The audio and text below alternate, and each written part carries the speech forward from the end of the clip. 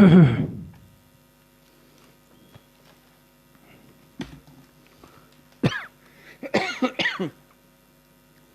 اللہ الرحمن الرحیم نحمده ونصلي ونسلم على رسوله الكريم اما بعد فاعوذ بالله من الشيطان الرجيم بسم الله الرحمن الرحيم قال الله تبارك وتعالى وقرن في بيوتكن ولا تبرجن تبرج الجاهلية الأولى صدق الله العظيم. محترم و مکرم و معزز خواتین و طالبات و معلمات، اللہ پاک نے پوری انسانیت کو پیدا کیا ہے. قرآن کریم میں اللہ پاک ارشاد فرماتے ہیں انا خلقناکم من ذکر و انثی. پھر اللہ پاک نے تقسیم اس طرح فرمائی ہے کہ بعض انسانوں کو اللہ پاک نے مردوں کی صورت میں پیدا فرمایا، بعض انسانوں کو اللہ پاک نے عورتوں کی صورت میں پیدا فرمایا. تو جس طرح دونوں کی تخلیق میں فرق ہے،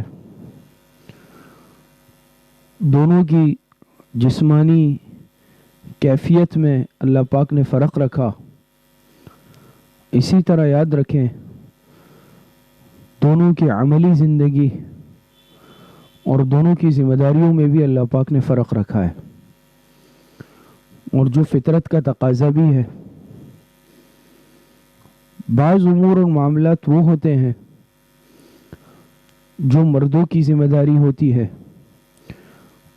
جو مرد حضرات کے کرنے کے ہوتے ہیں، اور بعض معاملات، ذمہ داریاں، کام وہ ہوتے ہیں جو خواتین کی ذمہ داری ہوتی ہے.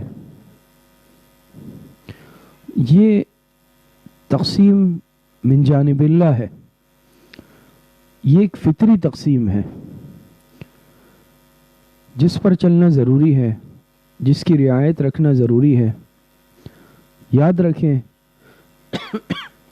کہ جب بھی ہم فطرت کے خلاف چلیں گے، فطری نظام کے خلاف چلیں گے، تو معاشرے کا نظام بلکہ دنیا کا نظام، یاد رکھیں، وہ درہم برہم ہوگا. کیونکہ اللہ پاک نے مرد اور عورت کی صنف الگ الگ بنائی. دونوں کی جس طرح صنف الگ، اسی طریقے سے دونوں کی ذمہ داریاں بھی الگ ہے. قرآن کریم میں اللہ پاک ارشاد فرماتے ہیں وَقَرْنَ فِي بُيُوتِكُنَّ، یہ عورتوں کو خطاب ہے. وَقَرْنَ فِي بُيُوتِكُنَّ یعنی تم اپنے گھروں میں قرار سے رہو، گھروں میں قرار پکڑو. تو یہ بات سمجھ لیں کہ انسانی زندگی یہ دو شعبوں میں تقسیم ہے. انسانی زندگی کے دو شعبے ہیں. ایک شعبہ وہ گھر کے اندر کی زندگی ہے، دوسرا شعبہ وہ گھر کے باہر کی زندگی ہے. گھر کے اندر کی زندگی اسے امور خانداری کہا جاتا ہے کہ جو گھر کے اندر کے معاملے کو، نظام کو کنٹرول میں رکھنا، اس کا انتظام کرنا، اس کی ترتیب کرنا، یہ امور خانداری ہے، گھریلو نظام ہے، گھریلو زندگی ہے. دوسری زندگی وہ گھر سے باہر کی زندگی، بازار کی زندگی، مارکیٹ کی زندگی، باہر کی زندگی، جو عام طور پر کسب معاش سے متعلق ہے. اور کوئی بھی ایک انسان جب زندگی گزارتا ہے، اور خاص طور پر جب انسان نکاح کی سنت پر عمل کر لیتا ہے، اپنا گھر بسا لیتا ہے،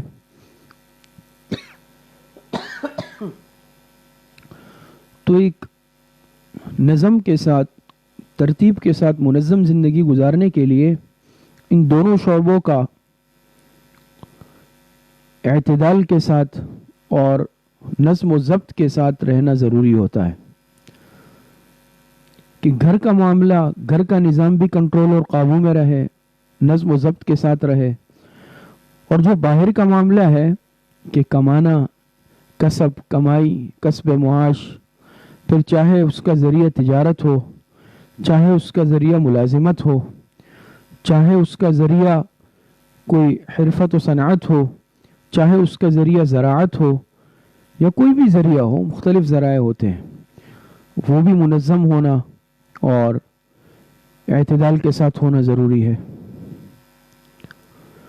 تو اب یہاں پر دیکھیں انسانی زندگی کے جو دو شعبے ہیں، ایک گھریلو زندگی اور دوسری باہر کی زندگی، ان دونوں شعبوں میں یہ سمجھ لیں کہ تقسیم اللہ پاک نے فرمائی ہے کہ گھر کے جو کام ہے اور جو امور خانداری سے تعلق رکھتے ہیں، جیسے گھر کے نظام کو سنبھالنا، کھانا پکانا، بچوں کو سنبھالنا، صفائی وغیرہ، اور یہ سارے معاملات یہ عورت کے ذمے ہیں، یہ عورتوں کے کرنے کے کام ہیں۔ اسی لیے قرآن کریم میں اللہ پاک نے ارشاد فرمایا وَقَرْنَ فِي بُيُوتِكُنَّ، کہ تم اپنے گھروں میں قرار پکڑو۔ یہ خطاب عورتوں کو ہے، مردوں کو نہیں ہے۔ اس سے معلوم ہوا کہ گھر کی ذمہ داریاں شریعت نے عورت کے ذمے لگائی ہیں، یہ عورت کے ذمے ہے گھر کی ذمہ داری۔ اسی لیے دیکھیں قرآن کریم نے فرمایا وَقَرْنَ فِي بُيُوتِكُنَّ، کہ تم کیا کرو،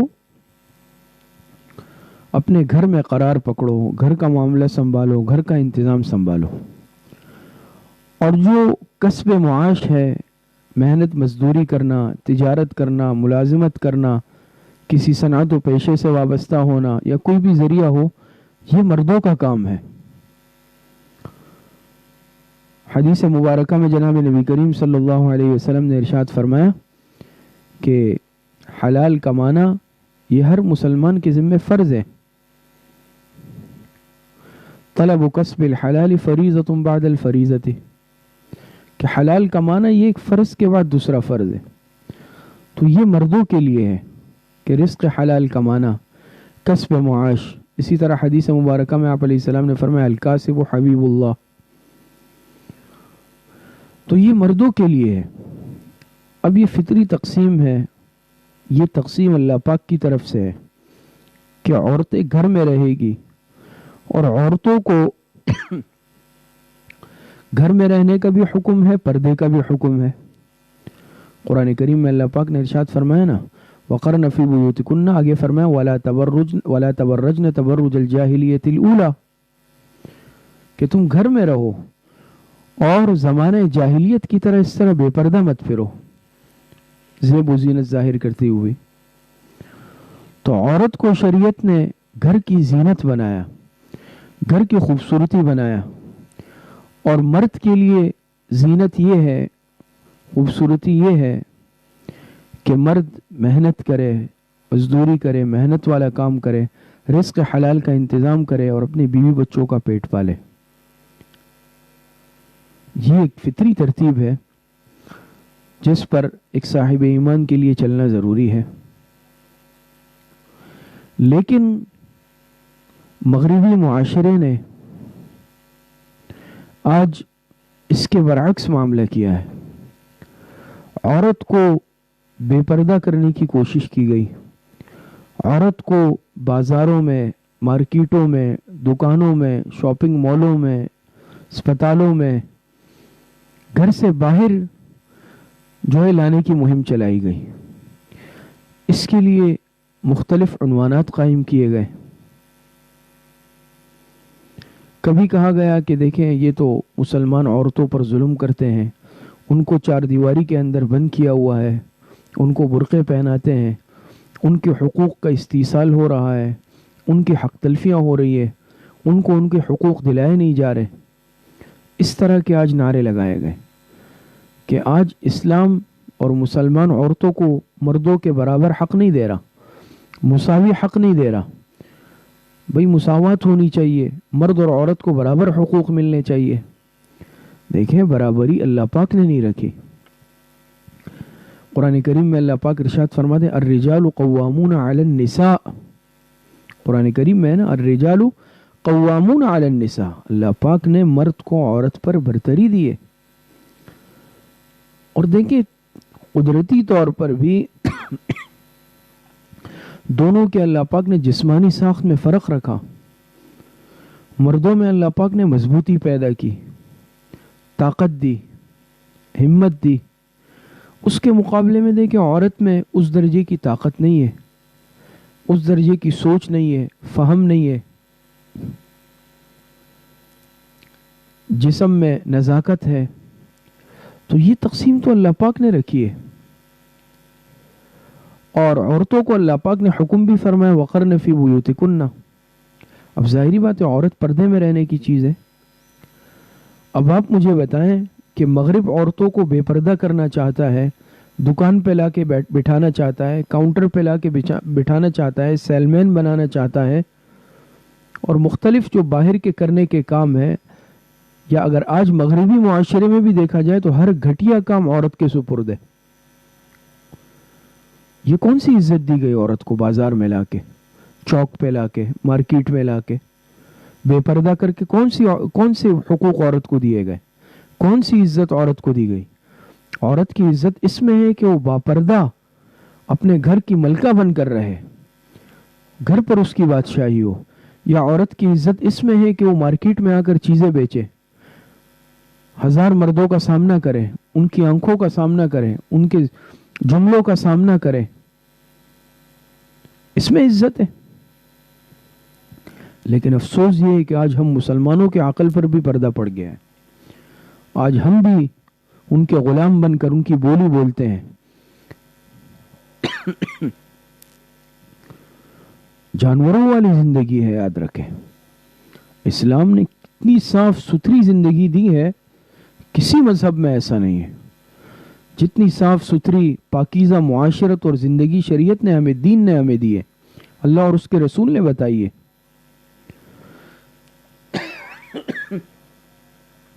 آج نئی تہذیب کے نام پر بے حیائی، فحاشی، عریانی اس کو عام کیا جا رہا ہے. یہ کس طرح کے مساوات ہے؟ اور دیکھیں مساوات، عدل کا مطلب ہر جگہ بالکل برابر برابر ہونا نہیں ہے. آج یہ دھوکہ دیا جاتا ہے نا کہ بالکل برابری ہو. بالکل برابری تو ہو نہیں سکتی. اللہ پاک نے نظام میں فرق رکھا، اللہ پاک نے جسمانی حیات کیفیت میں فرق رکھا، اللہ پاک نے عقل اور سوچ میں فرق رکھا، طاقت میں فرق رکھا. یہ اللہ پاک نے رکھا. جب اس کمی کو آپ پورا نہیں کر سکتے، اس کو آپ برابر مردوں کے نہیں کر سکتے، تو آپ ذمہ داری اور معاملات کو کیسے برابر کرنا چاہتے ہیں؟ دوسرا یہ دھوکہ دیا جاتا ہے بعض مرتبہ کہ دیکھیں اب ظاہری بات ہے جتنی انسانی آبادی ہے، اب مردوں کی جتنی تعداد ہے ایک بڑی تعداد عورتوں کی بھی ہے. تو یہ کہا جاتا ہے کہ دیکھیں عورتوں کو بالکل گھروں میں بٹھایا گیا، اور جس کی وجہ سے ہماری نصف آبادی جو ہے وہ بیکار ہو کر رہ گئی. وہ کوئی کام ہی نہیں کرتی، وہ تجارت میں، معیشت میں، ملک چلانے میں حصہ ہی نہیں لے رہی. تو گویا کہ ہماری آدھی آبادی جو ہے وہ تو بالکل عضو معطل ہو کر رہ گئی. کتنی ایک پرفریب اور دھوکے والی باتیں ہیں. صرف یہ جواب ان سے مانگا جائے، باقی باتیں چھوڑیں اپنی جگہ، کہ آدھی آبادی عضو معطل ہے یا نہیں ہے. جو ہمارے مرد حضرات ہیں کم از کم یہ بتائیں کہ ان میں کتنے عضو معطل ہیں. کیا تمام مردوں کو ملازمت کے ذرائع مہیا ہیں؟ ہمارے ملکوں میں، دنیا میں جتنے بھی مرد ہیں، یا چلے ہم اپنے ملک کی مثال لیتے ہیں کہ بھئی خواتین کام کاج نہیں کرتی، گھروں میں رہتی ہے، باہر کے معاشرت میں، معیشت میں، تجارت میں حصہ نہیں لیتی، ملازمتوں میں حصے نہیں لے، مسلمان حصہ نہیں لینے دیتے ہیں، پردے میں رکھتے ہیں، گھر میں رکھتے ہیں. آدھی آبادی عضو معطل ہے. جو باقی نصف ہے، جو مرد ہیں، وہ کیوں جوتیاں چٹکھاتے پھر رہے ہیں؟ وہ کیوں اپنی ڈگریاں ساتھ بغل میں لیے پھر رہے ہیں؟ صبح جاتے ہیں، رات کو بے روزگار واپس آتے ہیں. کیا آپ نے ملک کے تمام نوجوانوں کو روزگار دے دیا ہے؟ کیا آپ نے تمام مردوں کو ملازمت کے مواقع فراہم کر دیے ہیں؟ کہ ہم یہ رونا روئے کہ بھئی عورتیں جو ہے ملازمتوں میں اور معیشت میں حصہ نہیں لے رہی. یہ تو پہلے بتایا جائے نا کہ ہماری مردوں کی حالت کیا ہے. آج شاید آدھی سے زیادہ آبادی ہماری بے روزگاری کے مصیبت سے گزر رہی ہے. ملازمتیں نہیں ہے، مہنگائی ہے، پریشانی ہے. تو پہلے ہم اپنے نوجوانوں کو، اپنے مردوں کو تو ملازمتیں دے دیں، ان کو تو روزگار فراہم کر دیں. عورتوں کے بارے میں بعد میں سوچیں گے. اس سے بدنیتی کا اندازہ ہوتا ہے کہ بھئی ان سوالات کا مقصد کوئی نیک نیتی نہیں ہے. یہ بدنیتی پر مبنی ہے، غلط سوچ پر مبنی ہے، غلط مقاصد پر مبنی ہے، اور معاشرے میں بے حیائی، بے پردگی عام کرنے کی سوچ پر مبنی ہے. آج مغرب یہ چاہتا ہے، آج باطل یہ چاہتا ہے کہ جس طرح ہمارے ہاں کوئی حیا کا نظام نہیں ہے، کوئی فیملی سسٹم نہیں ہے، کوئی محرم نامحرم کی قید نہیں ہے، کوئی اپنے پرائے کی قید نہیں ہے، آج اسلامی معاشرے میں بھی یہ چیز عام کر دی جائے. آج اسلامی معاشرے سے بھی پردہ ختم کر دیا جائے. آج اسلامی معاشرے میں بھی مردوں کی جھکی ہوئی نظروں کو اٹھا لیا جائے. آج معاشرے میں بھی عورتوں کو ایک کھلونا اور تماشا بنا دیا جائے. آپ یہ بتائیں کہ آج جو یہ دعوے کرتے ہیں کہ مسلمانوں نے عورتوں کو حقوق نہیں دیے، اس معاشرے میں دیکھ لیں عورت کی کیا زندگی ہے اور کیا حالت ہے. ان کا فیملی سسٹم تباہ ہو چکا ہے، ان کا گھریلو نظام ختم ہو چکا ہے. عورت کی کہیں عزت محفوظ نہیں ہے، عورت کی آبرو وہاں کہیں محفوظ نہیں ہے. عورت کی کھلونے سے زیادہ کوئی حیثیت اس معاشرے میں نہیں ہے. جب چاہا اپنا لیا، جب چاہا چھوڑ دیا. وہاں نسل کی، خاندانوں کی، بچوں کی کوئی شناخت نہیں ہے. ہمارا دین اسلام کتنا صاف ستھرا اور پاکیزہ دین ہے. ہم کیوں قدر نہیں کرتے اپنے اس مذہب کی کہ ایک نظام ہے اور پاکیزہ رشتے ہیں، اور نکاح کا ایک پاکیزہ صاف ستھرا نظام ہے جس کے نتیجے میں اللہ پاک اولاد سے نوازتے ہیں اور ایک رشتے قائم ہوتے ہیں. دیکھیں رشتے ہیں نا، میاں بیوی کا رشتہ ہے. یہ میاں ہے، یہ بیوی ہے، یہ والد ہے، یہ والدہ ہے، یہ سسر ہے، یہ ساس ہے، یہ ماموں ہے، یہ چچا ہے، یہ پھپھی ہے، یہ خالہ ہے. اس معاشرے میں کہاں یہ رشتے ہیں؟ یہ رشتے، یہ حسن، یہ اسلام کی بدولت ہے. ہمارے استاد محترم، ہمارے شیخ حضرت مولانا ڈاکٹر عبدالرزاق اسکندر صاحب رحمۃ اللہ علیہ ہمیشہ خاص طور پر جب نکاح کی تقریب میں بیان فرماتے تھے تو اس پر بہت زور دیتے تھے کہ نکاح ایسی سنت ہے اور اتنی مبارک سنت ہے کہ جہاں پر اس کی بدولت دو خاندان جڑتے ہیں. صرف دو افراد نہیں جڑتے، یہ صرف میاں بیوی کا رشتہ قائم نہیں ہوتا، بلکہ پورے دو خاندان آپس میں جڑ جاتے ہیں. دونوں خاندانوں کے تعلقات، رشتہ داریاں قائم ہو جاتی ہے. اور اس کے علاوہ دیکھیں کتنے خوبصورت رشتے وجود میں آتے ہیں کہ بھئی یہ جو ہے بیوی کے والد ہے، یہ بیوی کے ماموں ہے، یہ شوہر کے چچا ہیں. ایک رشتوں کی خوبصورتی ہوتی ہے. ان چیزوں سے آج باطل محروم ہے. ان کو کوئی پتہ نہیں ہے اپنے رشتوں کا، کوئی تمیز نہیں ہے اپنے پرائے کی، کوئی تمیز نہیں ہے جو ہے محرم نہ محرم کی. بھیڑ بکریوں والی زندگی گزار رہے ہیں. تو آج وہ ہمیں ان چیزوں کا لالچ دیتے ہیں بے حیا بنانے کے لیے، گمراہ کرنے کے لیے کہ بھئی یہ پردہ، یہ کیا دقیانوسی خیالات ہیں اور یہ کیا فرسودہ خیالات کے تحت تم لوگ زندگی گزار رہے ہو. چھوڑو پردے کو. مرد اور عورت کو شانہ بشانہ چلنا چاہیے، شانہ بشانہ کام کرنا چاہیے. تو شانہ بشانہ تو کام نہیں ہوتا. البتہ بے حیائی وہاں عام ہے، بےہودگی عام ہے. عزت خواتین کی کوئی عزت محفوظ نہیں ہے. کیا ہم یہ زندگی چاہتے ہیں؟ اللہ پاک نے عورت کو پردے میں رکھنے کے لیے بنایا ہے کہ اس پر نامحرم کی نظر نہ پڑے. اور دیکھیں شریعت نے کتنا ہمیں ایک راستہ دکھایا سیدھا صاف ستھرا کہ عورت خود بھی پردے میں رہے، عورت بھی پردے میں، عورت کی آواز بھی پردہ ہے. مرد سے اونچے آواز میں بات نہیں کرے، عورت کی آواز مردوں تک نہ جائے، آواز بھی نہ جائے، اجنبی مرد سے نرم انداز میں نہیں بلکہ سخت انداز میں بات کرے۔ اجنبی سے اگر نرم انداز میں بات ہو تو یہ تو فتنے کا راستہ کھل جاتا ہے، یہ تو فتنے کا باعث ہے۔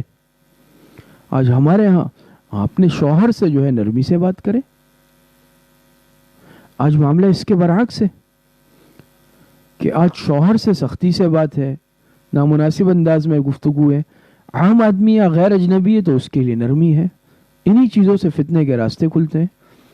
تو شریعت کا حکم یہ ہے کہ کوئی اجنبی ہے تو سخت انداز میں تھوڑا، یہ بد اخلاقی نہیں ہے، یہ بد اخلاقی میں نہیں آئے گا، بلکہ یہ فتنوں کو روکے گا، فتنے کے راستے کو روکے گا۔ اسی طرح شریعت نے کہا دے کہ بھئی کوئی اجنبی اجنبیہ کے ساتھ خلوت میں نہ رہے، تنہائی میں نہ رہے۔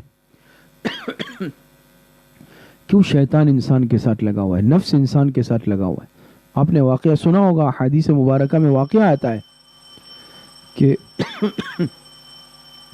حضور علیہ الصلوۃ والسلام غالباً اعتکاف میں تھے، آپ کی زوجہ محترمہ حضرت صفیہ رضی اللہ عنہا کسی کام سے آئی مسجد کے قریب، اور آپ علیہ السلام تشریف لے گئے مسجد کے حدود کے اندر رہتے ہوئے، ان سے بات چیت کی، کوئی ضروری کام ہوگا۔ اتنے میں قریب سے دو صحابہ کا گزر ہوا، آپ علیہ السلام نے ان کو آواز دی، بلایا اور ان سے کہا کہ یہ میری زوجہ صفیہ ہے۔ انہوں نے عرض کیا اللہ کے رسول معاذ اللہ، ہم تو کوئی تصور بھی غلط نہیں کر سکتے، خیال بھی نہیں کر سکتے۔ آپ علیہ السلام نے کیا فرمایا؟ ان الشیطان مجری من الانسان، کہ شیطان انسان کی رگوں میں کیسے دوڑتا ہے؟ مجرى الدم، مجرى الدم فرمایا کہ شیطان انسان کے جسم میں خون کی طرح دوڑتا ہے۔ اور علماء نے یہاں یہ نقطہ لکھا کہ آپ علیہ السلام نے دیکھیں وضاحت فرمائی، ورنہ آپ علیہ السلام کو ضرورت نہیں تھی، آپ پیغمبر وقت ہیں اور دنیا میں سب سے مبارک ہستی ہے، دنیا میں سب سے بلند مقام، یاد رکھیں انبیاء کا، پھر انبیاء میں حضور علیہ السلام کا ہے۔ اس کے باوجود آپ علیہ السلام نے یہ امت کو سبق دیا، تعلیم دی کہ انسان کبھی بھی اپنے آپ کو کسی بھی موقع پر متہم نہ کرے۔ کوئی ایسا معاملہ ہو جہاں پر خطرہ ہے کہ لوگ کوئی بات کر سکتے ہیں، اب وہاں تو ظاہری بات ہے وہ بھی صحابہ تھے، کوئی تصور بھی نہیں تھا، لیکن تعلیم امت کے لیے آپ نے ہم امتیوں کو سبق دیا قیامت تک کے لیے۔ ایسا کوئی موقع ہو تو بھئی وضاحت کر دو معاملے کی۔ اور علماء نے تو ایک نقطہ اس میں یہ بھی لکھا کہ وجہ یہ تھی کہ آپ علیہ السلام نے صحابہ کے ایمان کو بچایا۔ خدا نخواستہ اگر معمولی رتی کے برابر بھی، رائی کے دانے کے برابر بھی اگر ان کے دل میں کوئی خیال آتا، ان کا ایمان چلا جاتا، تو آپ علیہ السلام نے وضاحت فرمائی۔ تو ایک تو اس کا بہت زیادہ اہتمام ہو کہ انسان کوئی ایسا موقع بھی نہ آنے دے معمولی بھی کہ خلوت میسر آئے، یہ شیطان ہے۔ انسان اپنے اوپر بھروسہ نہیں کر سکتا کہ میں بڑا نیک ہوں، متقی ہوں، پرہیزگار ہوں۔ یاد رکھیں اس سے منع کیا گیا۔ اور خاص طور پر دیکھیں آپ علیہ السلام سے پوچھا گیا دیور کے متعلق، تو آپ علیہ السلام نے فرمایا الحم و الموت، کہ دیور تو موت ہے، کہ دیور سے پردہ ہے یا نہیں ہے؟ آپ نے فرمایا الحم و الموت، دیور تو موت ہے۔ موت سے مراد کیا ہے؟ جسمانی موت نہیں، روحانی موت، وہ زیادہ خطرناک ہے۔ ایک اجنبی ہے، اجنبی کا گھر میں آنا آسان نہیں ہے، اجنبی کا کسی سے اجنبیہ سے ملاقات کرنا آسان نہیں ہے، لیکن یہ جو بعض قریبی رشتے ہیں، دیور وغیرہ ہو گیا اس طرح، تو ان کا چونکہ گھر میں رہنا ہے، اس میں انسان اور زیادہ احتیاط سے مطلب خدا نخواستہ کوئی وہ نہیں ہے کہ انسان کسی کی نیت پہ شک کرے یا اس طرح، وہ معاملہ نہیں ہے، لیکن شریعت کی تعلیمات کو مد نظر رکھے، کوئی ایسا عمل ہی نہ کرے جیسے صرف شدید مجبوری ضرورت کی بات چیت انسان کر سکتا ہے وہی پردے میں رہتے ہوئے، لیکن بعض جگہ ایسا ہوتا ہے نا کہ بالکل ایک آزادانہ ماحول دے دیا جاتا ہے، آزادانہ بات چیت ہو رہی ہے، کوئی پردے کا اہتمام نہیں، وہاں فتنے بنتے ہیں۔ یا پھر بھئی کہیں جانا ہے تو چلے بھئی شوہر نہیں ہے تو چلو دیور کے ساتھ بھیج دو، خاص طور پر طویل سفر ہے، تو یہ چیزیں بھی آج ہمارے اندر ہیں، ان سے بہت زیادہ احتراز کرنا چاہیے۔ شوہر کا بھائی وہ کوئی محرم تو نہیں ہے نا کہ اس سے پردہ نہیں ہے، اس سے پردہ ہے، پھر اس کے ساتھ سفر کرنا، چاہے کراچی میں، شہر میں، شہر سے باہر ہے، ملک سے باہر، جائز نہیں ہے، قطعی جائز نہیں ہے۔ ان چیزوں میں بہت زیادہ جو ہے احتیاط کی ضرورت ہے۔ آزادانہ بات چیت کرنا، اس طرح کا ماحول بنانا، تو یہ چیزیں بالکل پسندی، شریعت نے اس پہ پابندی لگائی ہے. تو عرض کرنے کا مقصد یہ تھا کہ آج ہماری عافیت، خیریت اور عزت اسی میں ہے کہ جو کام شریعت نے عورتوں کے ذمے لگایا ہے اور جو حکم عورتوں کو دیے ہیں وہ اس کی پابندی کریں، جو مردوں کی ذمہ داری ہے وہ اس کی پابندی کریں. آج دیکھیں نا، ہمارے یہاں شادی بیاہ کی تقریب ہوتی ہے، بعض مرتبہ اس میں ہی پردے کا اہتمام ہم نہیں رکھتے. کہتے ہیں بھئی مکس گیدرنگ ہے، اس پر فخر کرتے ہیں، مکس گیدرنگ ہے. ہم اتنے آزاد خیال ہیں ماشاءاللہ، اور ہم اتنے اپ ٹو ڈیٹ ہیں، ترقی یافتہ ہیں کہ مکس گیدرنگ ہے. اللہ پاک کے عذاب کو ہم دعوت دیتے ہیں، کھلم کھلا نافرمانی کر کے ہم کہتے ہیں مکس گیدرنگ ہے. پھر اس کے نتائج کیا ہوتے ہیں کہ آج کی نوجوان نسل برباد ہو رہی ہے، خراب ہو رہی ہے. پھر جب معاملات آگے بڑھتے ہیں اس بد نظری کی وجہ سے، بے پردگی کی وجہ سے، پھر ہم روتے ہیں کہ او ہو بچہ ہاتھ سے نکل گیا، بچی ہاتھ سے نکل گئی. کتنے حادثات اور واقعات ہوتے ہیں، اس میں ہمارا اپنا ہاتھ ہے، اس میں ہمارا اپنا قصور ہے جو واقعات اور حادثات ہوتے ہیں. اور خاص طور پر آج یہ موبائل کا فتنہ ہے. یہ آخری بات عرض کرتا ہوں کہ اس موبائل کے فتنوں سے خاص طور پر اپنی اولاد کو بچائیں. اور چونکہ ظاہری بات ہے، پہلے تو یہ تھا کہ اتنا آسان تو اب نہیں ہے کہ کسی اجنبی سے نامحرم کو دیکھنا، ملاقات کرنا، بات چیت کرنا. لیکن یہ موبائل ایسا فتنہ ہے کہ اس کے ذریعے سے انسان بآسانی کوئی بھی گناہ کر لے اور کسی کو پتہ بھی نہ چلے. لیکن باطل نے کتنا آسان کر دیا، گناہ کے ذرائع ہر ایک کی پہنچ میں چلے گئے. بڑا ہو بچہ ہو، مرد ہو عورت ہو، نوجوان ہو بوڑھا ہو، ہر ایک کے پاس آج یہ آلہ معصیت موجود ہے. یہ تو ضرورت کی چیز ہے اور جائز مقاصد کے لیے استعمال کرنا جائز ہے، انسان کرتا ہے. لیکن افسوس یہ ہے کہ آج اس کے غلط استعمال زیادہ ہو چکا ہے صحیح کے مقابلے میں. اور خاص طور پر ہماری نوجوان نسل، ان کو اس کے غلط استعمال کے طریقے اور ذرائع بتائے جا رہے ہیں اور وہ اس کی طرف مائل ہو رہے ہیں. دوستیاں ہوتی ہیں، بھئی کیا ہوا، ابھی نیٹ کے ذریعے سے دوستی ہوئی تھی اور پھر بڑھتے بڑھتے وہ دوستی ملاقات میں بدلی اور خدا نخواستہ اس کے نتیجے میں کوئی گناہ ہو گیا، خدا نخواستہ اس کے نتیجے میں کوئی حادثہ ہو گیا. پتہ چلتا ہے بھئی کیا سرا وہاں سے جڑ رہا ہے کہ فون پہ رابطہ ہوا، موبائل پہ رابطہ ہوا، فیس بک پہ رابطہ ہوا، واٹس ایپ پہ رابطہ ہوا. پھر سر پیٹتے ہیں. لیکن پھر کیا ہو جاتا ہے، کہتے ہیں نا کہ لکیر پیٹنے سے کیا فائدہ جب سانپ نکل گیا، پانی سر سے اونچا ہو گیا پھر کیا فائدہ. تو آج ہی یاد رکھیں کہ آج ہی ہم اپنے آپ کو بھی کنٹرول قابو کریں، گناہوں سے بچائیں، بد نظری سے، بے پردگی سے.